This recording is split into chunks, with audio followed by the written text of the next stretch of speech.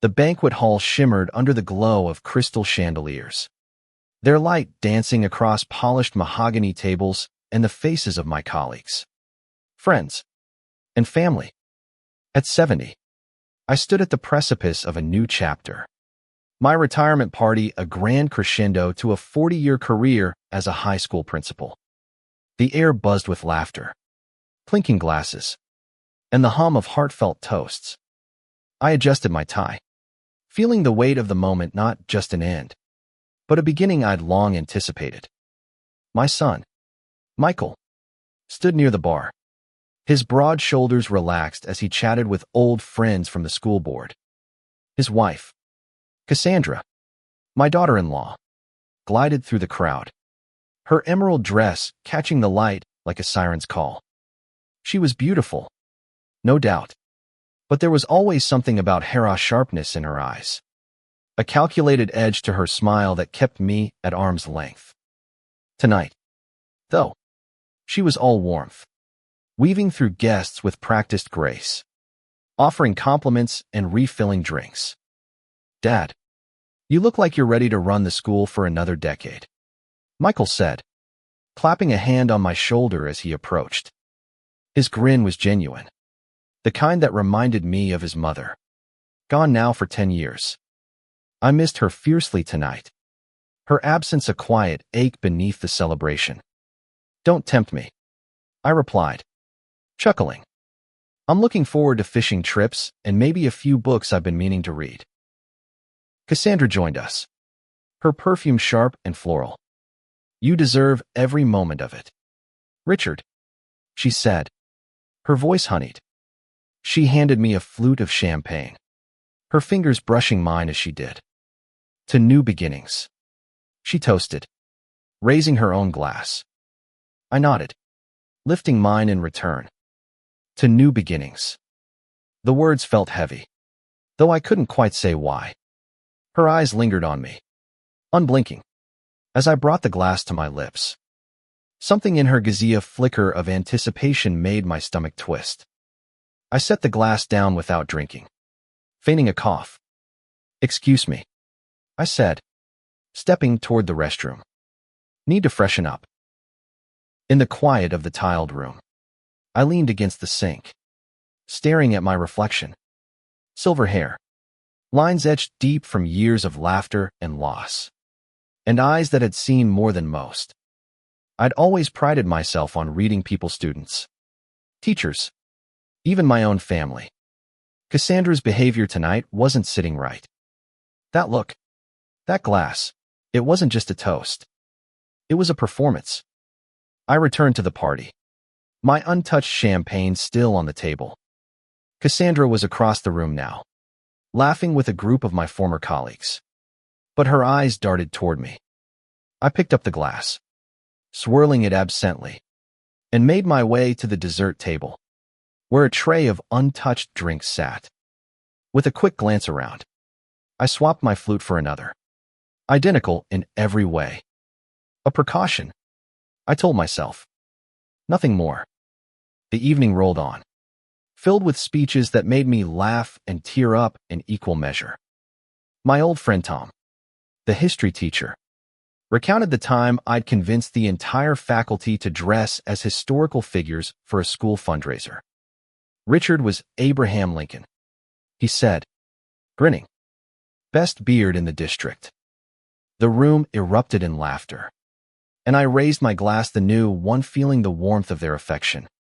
Cassandra approached again, her smile tighter now. "You haven't touched your drink," she noted, her tone light but probing. "Not a fan of champagne."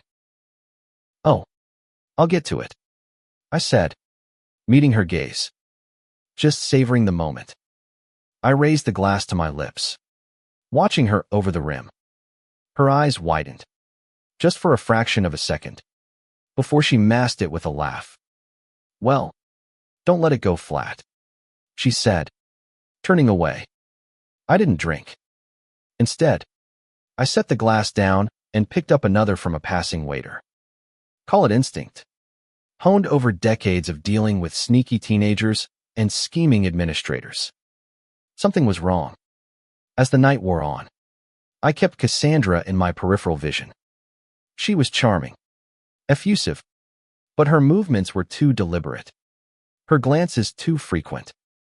When she excused herself to the restroom, I followed at a distance, my curiosity outweighing decorum. In the hallway, I caught sight of her slipping a small vial into her clutch. My heart sank, but my mind sharpened. Whatever she was planning, I was one step ahead. Back at the party, I mingled, my smile never faltering. But my thoughts raced. Why would Cassandra want to harm me? Money. Jealousy. I'd always been generous with Michael and her, setting up a trust for their future, even helping with the down payment on their house. But greed has a way of twisting even the kindest gestures. The band struck up a slow tune, and Michael pulled Cassandra onto the dance floor. She laughed, but her eyes kept finding me, checking to see if I'd sipped from the glass she'd given me. I hadn't. Instead, I raised the new glass in a mock toast, watching her expression falter. She recovered quickly, but not quickly enough. "Richard," Tom called, waving me over to a group of old students, now grown with families of their own. I joined them, grateful for the distraction, but my mind stayed on Cassandra. The vial, the glance, the champagne, it all pointed to something sinister. I wasn't just a retired principal anymore. I was a man with a puzzle to solve, and I'd be damned if I let her outsmart me. By the time the clock neared midnight, the party was winding down. Guests began to drift toward the exits, their voices softer now, their steps slower. I stood by the bar, nursing a glass of water, when Cassandra approached one last time. Her cheeks were flushed, her movements slightly unsteady. "You didn't drink much tonight," she said, her voice carrying an edge I couldn't ignore. "Guess I'm not as young as I used to be," I replied, my tone light, but my eyes locked on hers. She hesitated, then reached for the champagne flute I'd left on the table, the one she'd given me hours ago. Before I could say anything, she raised it to her lips and drank deeply. "Cassandra." "No," I started, but it was too late. Her eyes widened, her hand trembling as the glass slipped from her fingers, shattering on the floor. The room seemed to freeze, all eyes turning toward us. She clutched her throat, her face paling, and I realized with a sickening clarity that I'd been right to switch the glasses. The crash of the glass echoed through the banquet hall, a sharp note that cut through the fading music and murmured goodbyes. Cassandra staggered, her emerald dress shimmering under the chandelier light as she gripped the edge of a table for support. Her eyes, wide with panic, locked onto mine. And in that moment, I saw not just fear, but a flicker of guilt. The crowd surged forward, voices rising in confusion. But I stood frozen, my mind racing to piece together the consequences of what I'd just witnessed. "Cassandra." Michael's voice broke through the chaos as he pushed through the guests, his face a mask of worry. He caught her as she swayed, her breath coming in shallow gasps. "What's wrong? What happened?" "She drank from the wrong glass," I said, my voice steady despite the storm inside me. I stepped forward, kneeling beside her as Michael eased her into a chair. Her skin was clammy, her pupils dilated, and I knew whatever she'd put in that champagne was no harmless prank. The vial I'd seen her tuck away, it wasn't just a suspicion anymore. It was real. "Call an ambulance," someone shouted, and a flurry of movement followed. Phones were pulled out, voices overlapped, and the band stopped playing entirely. I kept my eyes on Cassandra, watching as she struggled to speak, her lips forming words that never quite came. Michael clutched her hand, his face pale, but I couldn't shake the cold realization that she'd meant that poison for me. "Dad, what's going on?" Michael's voice trembled as he looked up at me, searching for answers I wasn't ready to give. "Not yet. Stay with her," I said, placing a hand on his shoulder. "I'll handle this." I stood, scanning the room for the waiter who'd been passing drinks earlier. He was near the bar, looking as shaken as the rest of the guests. I approached him, my voice low. "The glass she drank from, where did it come from?" He blinked, flustered. "I don't know, sir. It was on the table. I thought it was yours." "It was," I said. My tone clipped, but I switched it. His eyes widened, but I didn't elaborate. There was no time for explanations. Not with Cassandra's life hanging in the balance and not with the truth still half buried. The paramedics arrived within minutes, their red and blue lights flashing through the windows. They moved with practiced efficiency, checking Cassandra's vitals and asking questions no one could fully answer. "What did she drink?" one of them asked, looking at me. "Champagne," I said, my voice calm. "From that glass." I pointed to the shards on the floor, now surrounded by curious onlookers. The paramedic nodded, jotting something down, but I could see the urgency in his movements. Whatever was in that drink was acting fast. As they loaded Cassandra onto a stretcher, Michael followed, his face a mix of fear and confusion. "I'm going with her," he said, his voice breaking. I nodded, my heart aching for him. He didn't know what I knew, didn't see what I'd seen. But I couldn't tell him not yet. Not until I was sure. The party dissolved into chaos, guests whispering and speculating as they gathered their coats. I stayed behind, my mind replaying every moment of the evening. The vial, the glance, the swapped glasses, it all pointed to Cassandra's intent. But why? What had I done to earn such betrayal? I'd welcomed her into our family, supported her and Michael through their early years of marriage. Was it the trust fund, the house, or something deeper, something I'd missed? I found Tom by the bar, his face grim. "Richard, what the hell just happened?" he asked, his voice low. "That wasn't just too much champagne, was it?" "No," I said, meeting his gaze. "It wasn't." I hesitated, then leaned closer. "Tom, I need a favor. Keep an eye on things here. I'm going to the hospital." He nodded. No questions asked. That's what I loved about Tom, loyal to a fault, even after all these years.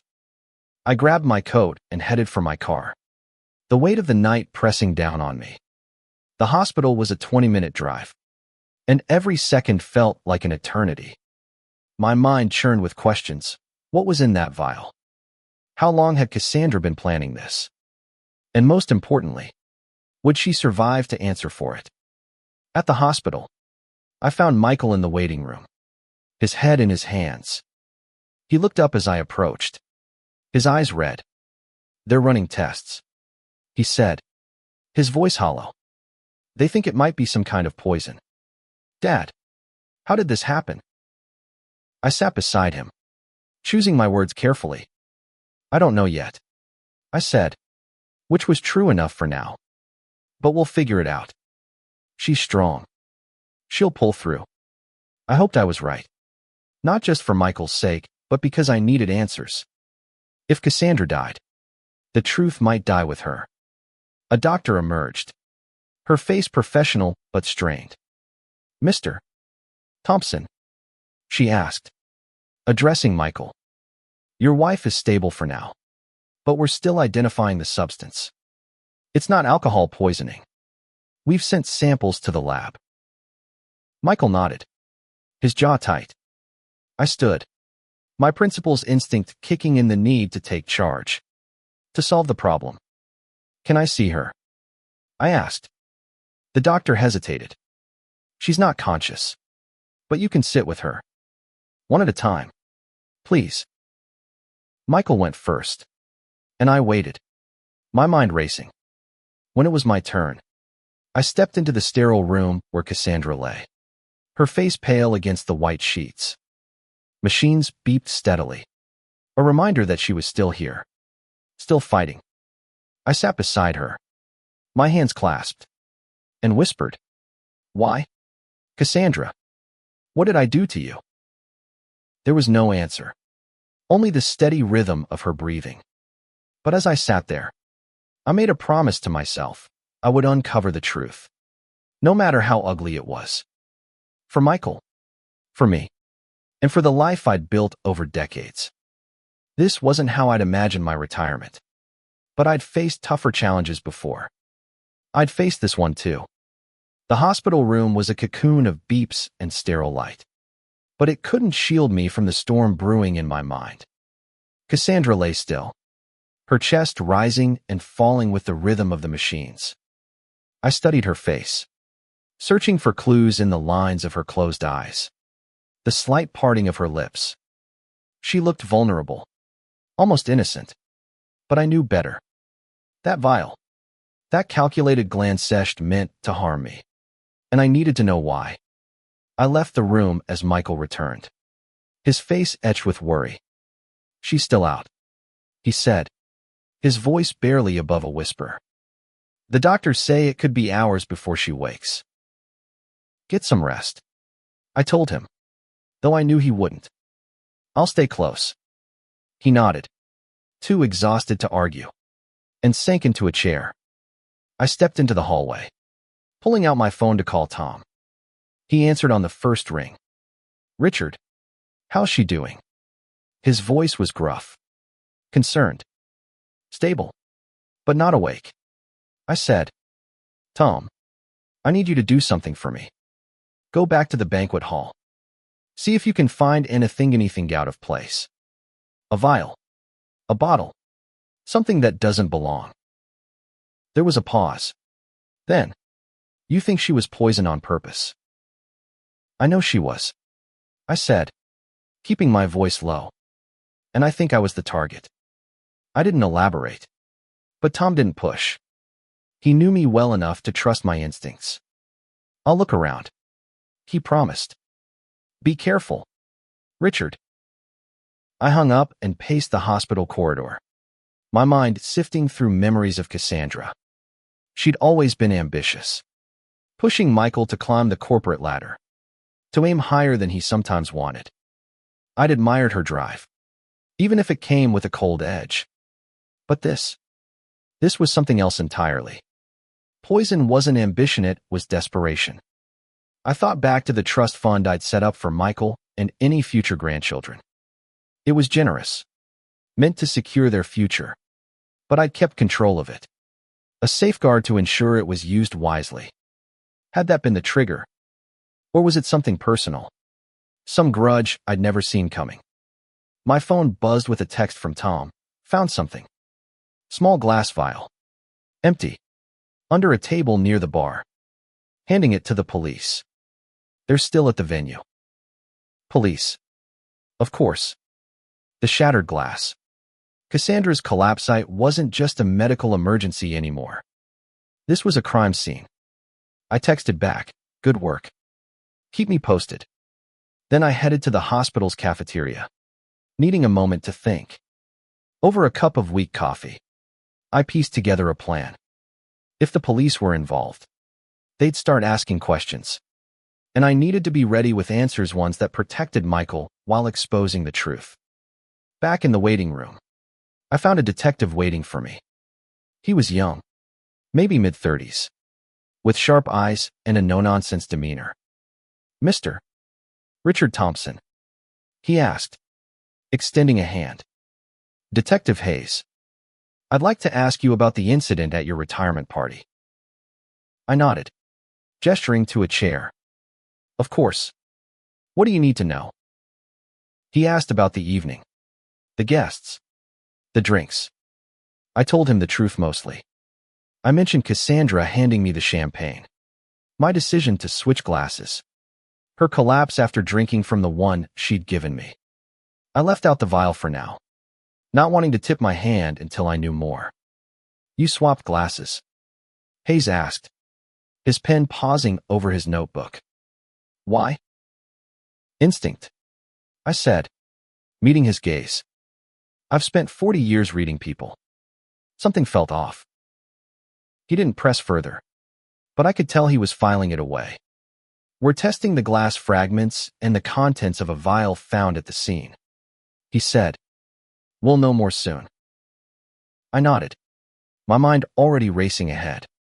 If the vial matched the poison in Cassandra's system, it would confirm my suspicions. But it would also mean confronting Michael with a truth that could shatter him. I wasn't ready for that, not yet. The next few hours dragged on, a blur of waiting and worrying. Michael stayed by Cassandra's side, refusing to leave even when I urged him to eat. Around dawn, the doctor returned with an update. Cassandra was conscious but weak. The poison had been identified as a fast-acting sedative, not lethal in the dose she'd taken, but enough to cause serious distress. She'd recover, but it would take time. She's asking for you, the doctor told Michael. He stood, his face a mix of relief and dread, and followed her to the room. I waited, knowing I'd get my chance to talk to Cassandra soon. When I did, I'd be ready. When Michael emerged, he looked shaken. She's confused, he said. She keeps saying it was a mistake, that she didn't mean to hurt anyone. I raised an eyebrow but said nothing. A mistake. That was one way to spin it. I patted his shoulder and stepped into the room, closing the door behind me. Cassandra's eyes met mine, and for the first time, I saw fear real. Unmasked fear. Richard, she whispered, her voice hoarse. I'm so sorry. For what? I asked, keeping my tone neutral. For drinking from the wrong glass. Or for trying to poison me. Her face crumpled, and she looked away. It wasn't supposed to be like this, she said, her words barely audible. I needed control. The trust fund. The house site's all in your hands. I thought if you were out of the picture. Her confession hung in the air, heavy and damning. I leaned forward, my voice low. You thought you'd kill me to get to the money. For what? Cassandra. A bigger house. A better car. It's not about that. She snapped, her eyes flashing. It's about security. For me. For Michael. For our future. You don't understand what it's like. Always under your shadow. I sat back, stunned. Her words cut deeper than I'd expected. Not because they were true, but because they revealed a resentment I'd never seen. I thought I knew her, but I'd missed this bitterness, this greed. We'll talk more when you're stronger, I said, standing. But know this, I switched those glasses because I saw you. And now, so will everyone else. Her eyes widened, but I didn't wait for a response. I left the room, my heart heavy, but my resolve firm. The truth was out, and there was no going back. Cassandra's confession lingered in my mind like a bitter aftertaste as I stepped out of her hospital room. The sterile hallway felt colder now, the weight of her words pressing down on me. She'd admitted to trying to poison me, driven by a warped sense of entitlement to the trust fund I'd set up for Michael. It wasn't just betrayal, it was a calculated act that could have ended my life. And yet, as I walked back to the waiting room, my thoughts weren't on her punishment, but on Michael. How would I tell him? How could I protect him from the wreckage of his wife's actions? Michael was slumped in a chair, his face buried in his hands. He looked up as I approached, his eyes searching mine for answers I wasn't ready to give. What did she say? Dad, he asked, his voice raw. She kept muttering about a mistake. But I don't understand. I sat beside him, choosing my words with care. She's confused, I said, which wasn't entirely a lie. The poison, it's messed with her head. We'll know more when she's stronger. It was a delay, not a deception, but it still felt like a betrayal of my own. Michael deserved the truth, but not like this. Not in a hospital waiting room with his wife fighting for stability. He nodded, accepting my words for now, and I felt a pang of guilt. I'd spent my career teaching kids to face hard truths, to own their mistakes. Now, I was dodging one to spare my son's heart. But I couldn't shield him forever. The police would come calling. And when they did, the truth would spill out. Detective Hayes returned that afternoon, his notebook in hand and his expression grim. "Mr. Thompson, we've got preliminary results from the lab," he said, sitting across from me in the hospital cafeteria. "The vial contained a sedative, the same one found in your daughter-in-law's system. It was in the champagne glass she drank from." I nodded, my face impassive. "And the glass I was given? Traces of the same substance," he confirmed. "We're treating this as attempted poisoning. I need to know everything you saw that night." I recounted the evening again, this time including the vial I'd seen Cassandra slip into her clutch. I described her insistence that I drink, the way her eyes followed the glass. Hayes listened, his pen moving swiftly across the page. When I finished, he leaned back, studying me. "You're lucky you switched those glasses," he said. "If you hadn't." "I know," I said, my voice steady. "But I did. And now she's paying the price." He nodded, closing his notebook. "We'll need to speak with Cassandra when she's able. This is serious, Mr. Thompson. Attempted murder carries heavy consequences." I didn't respond, but the weight of his words settled over me. Attempted murder. It was real now, undeniable. I thought of Michael, of the life he'd built with Cassandra, and my chest tightened. How do you tell your son that his wife tried to kill his father? That evening, I drove home, needing the quiet of my own space to think. The house felt emptier than usual. The absence of my late wife, Ellen, more pronounced. She'd always been my sounding board, the one who could cut through my overthinking with a single, grounded sentence. I sat in my study, surrounded by photos of our life together, Michael's graduation, our fishing trips, Ellen's radiant smile. I needed her wisdom now, but all I had was my own. I pulled out the trust fund documents, flipping through them for clues. The terms were clear. I controlled the funds until Michael turned 40. A safeguard to ensure he and any future children were secure. Cassandra's name wasn't on it, but as Michael's wife, she'd benefit indirectly. Was that what drove her? The need to control it outright, to cut me out of the equation. My phone buzzed with a call from Tom. "Richard, you okay?" he asked, his voice heavy with concern. "As okay as I can be," I said. "What's the word from the venue?" "The police have everything under control," he said. "They're treating it like a crime scene now. Found some fingerprints on the vial, probably Cassandra's. But they're still checking." "Richard, what are you going to do about Michael?" I sighed, rubbing my temples. "I don't know yet. He's already breaking. Tom, if I tell him the truth, it might destroy him." "You can't keep it from him forever," Tom said gently. "He's your son. He deserves to know." "I know," I said, "but I need time. To protect him. To figure out how to say it." We talked a bit longer, Tom offering his usual steady support, before I hung up and stared at the documents again. The trust fund was the key. I was sure of it. Cassandra's words in the hospital, "always under your shadow," echoed in my mind. She'd seen me as an obstacle, not a father-in-law. But why go to such extremes? There had to be more to it. The next morning, I returned to the hospital. Cassandra was awake, sitting up in bed, her face pale but composed.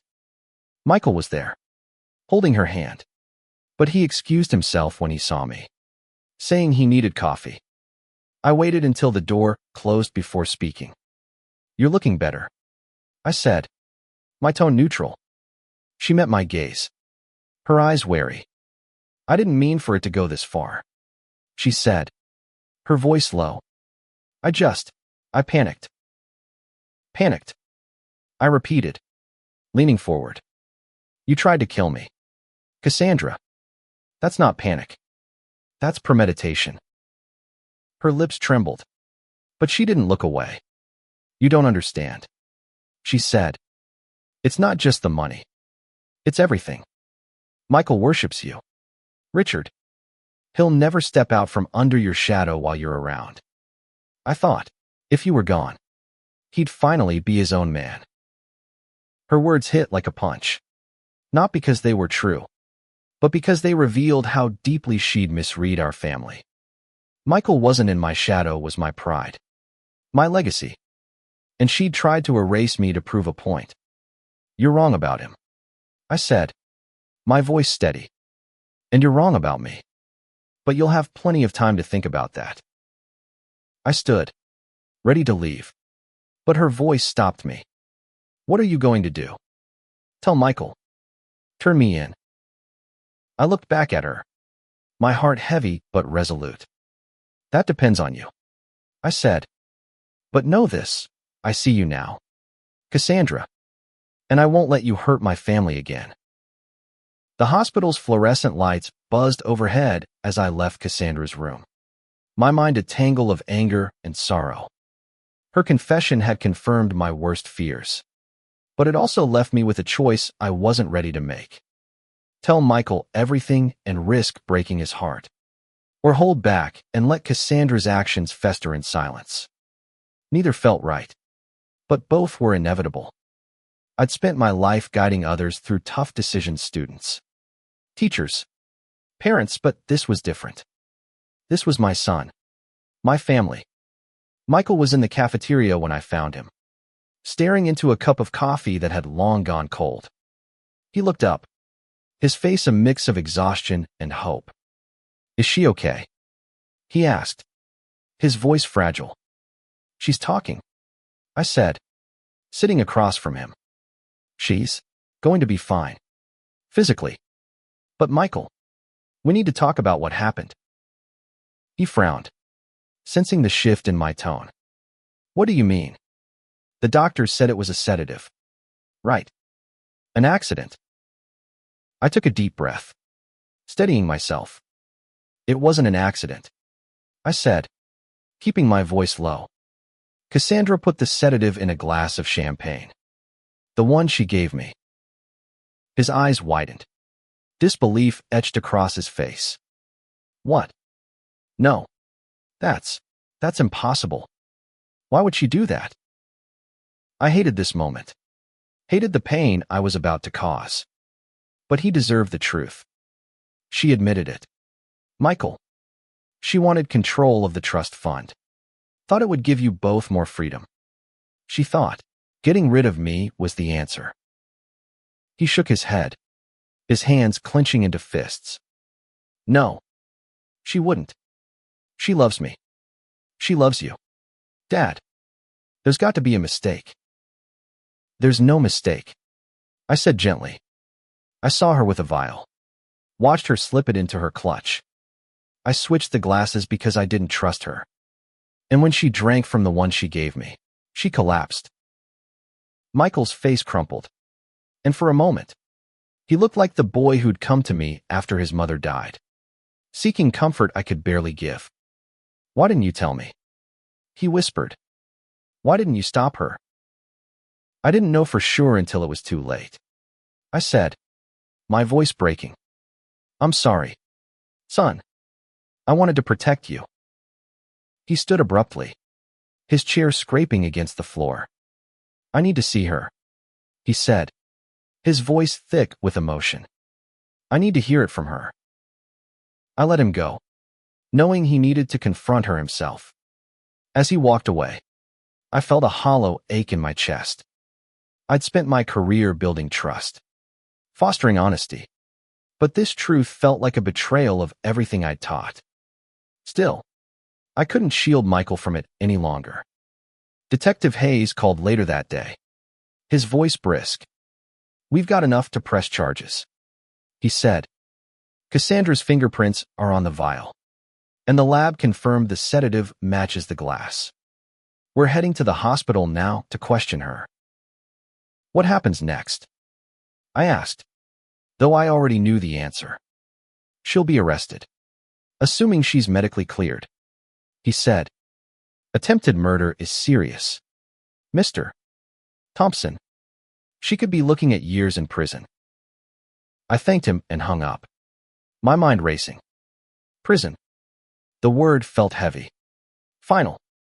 I thought of Michael, of the life he'd planned with Cassandra, and wondered how he'd rebuild from this. I wanted justice, but I also wanted my son to heal. The two didn't feel compatible.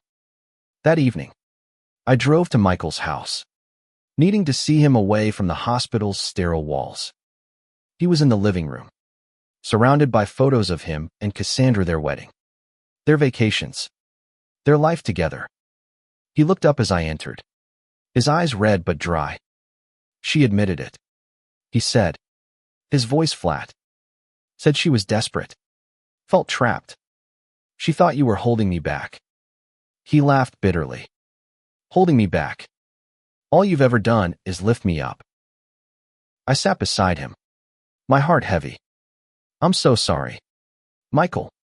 I never wanted this for you. It's not your fault, he said, his voice breaking. It's hers. And mine. For not seeing it. You couldn't have known, I said, placing a hand on his shoulder. She hid it well. But we'll get through this. Together. He nodded, but the distance in his eyes told me it would be a long road. We sat in silence for a while, the weight of the truth settling over us. I thought of Cassandra, alone in her hospital room, facing the consequences of her actions. I didn't hate her. Not exactly. I pitied her, for thinking poison was the answer to her fears. The next morning, I met with Detective Hayes again, this time at the police station. He laid out the evidence, the vial, the fingerprints, the lab results. She's confessed, he said. Says it was a moment of weakness, that she didn't mean to go through with it. But intent's clear. We're charging her with attempted murder. I nodded, my mind already shifting to Michael. What about my son? Will he need to testify? Possibly, Hayes said. We'll keep you both informed. For now, focus on supporting him. This is going to be tough. I left the station with a heavy heart, knowing the legal process would drag on. A constant reminder of the betrayal. But as I drove home, I felt a spark of resolve. This wasn't how I'd pictured my retirement, caught in a web of deceit and family drama, but I'd faced worse. I'd lost Ellen, rebuilt my life, and guided countless kids through their own crises. I could guide Michael through this. That night, I sat in my study, drafting a letter to Michael. Words I couldn't say out loud. Not yet. I wrote about love, about forgiveness, about moving forward even when the path feels impossible. I didn't know if he'd read it, but I needed to write it, to remind myself of the man I'd always tried to be. The weeks that followed were a blur of legal meetings, hospital visits, and quiet evenings with Michael. Cassandra was formally charged with attempted murder, her confession sealing her fate. She was released on bail, but Michael insisted she stay elsewhere, unable to face her in their home. I watched my son grapple with the betrayal, his love for her warring with the reality of what she'd done. It was a pain I knew too well, the ache of losing someone you thought you knew. I spent those days at Michael's side, listening when he needed to talk, sitting in silence when words failed.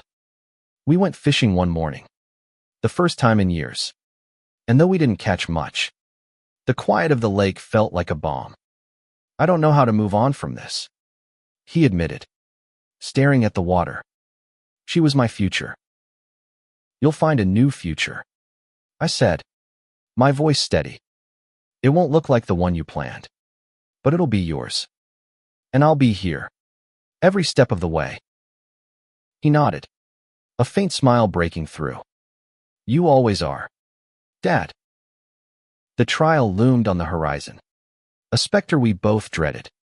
Cassandra's lawyer pushed for a plea deal, citing her lack of prior record and her moment of weakness. But the evidence was damning the vile. The fingerprints.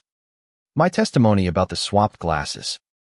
I didn't relish the thought of testifying, of laying bare the betrayal in front of a courtroom. But I would do it for Michael. For justice. One evening, as I sorted through old photos in my study, I found a picture of Ellen holding Michael as a toddler, her smile radiant. I traced her face with my finger, wishing she were here to guide us through this mess. She'd always had a way of seeing the good in people, even when they faltered. I wondered what she'd say about Cassandra, about forgiveness. I wasn't there yet, but for Michael's sake, I wanted to try. I invited Tom over for dinner, needing his grounded perspective. Over steak and whiskey. We talked about the case, about Michael, about the future. You did the right thing, switching those glasses, he said, raising his glass. Saved your life. Probably saved hers too. I don't feel like a hero, I admitted. I feel like I failed her. Somehow.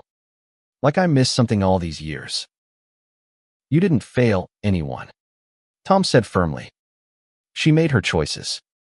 You just made sure they didn't destroy you. His words stayed with me as I prepared for the trial.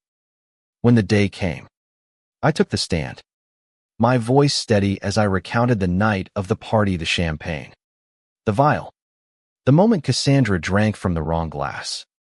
Her eyes met mine from across the courtroom, filled with a mix of regret and defiance. Michael sat in the gallery, his face unreadable, and I ached for him. The jury deliberated for 2 days before returning a guilty verdict. Cassandra was sentenced to 7 years, with the possibility of parole in 4. As they led her away, she looked back at Michael, her lips forming a silent, "I'm sorry." He didn't respond, but I saw the weight lift from his shoulders. Just a little. In the months that followed, Michael started to heal. He threw himself into his work, reconnected with old friends, and even started therapy, something I'd never thought he'd do. I was proud of him, prouder than I could say. As for me, I embraced retirement in a way I hadn't expected. I volunteered at the local community center, teaching history to kids who reminded me of my old students. I wrote that book I'd always talked about, a memoir of my years as a principal, with a chapter dedicated to the night that changed everything. One evening, Michael came over, a bottle of wine in hand. We sat on the porch, watching the sunset, and for the first time in months, he laughed a real, unguarded laugh. You know, he said, I think Mom would be proud of us for getting through this. She would, I said, my throat tight. She always said we were stronger than we thought. We clinked glasses, the sound a quiet promise of new beginnings. The pain of Cassandra's betrayal would linger, but it didn't define us. We were a family, battered but unbroken, ready to face whatever came next. And as the sun dipped below the horizon, I felt a flicker of peace, knowing I'd protected my son, my legacy, and the life I'd built. Retirement wasn't what I'd planned, but it was mine, and I'd make it count.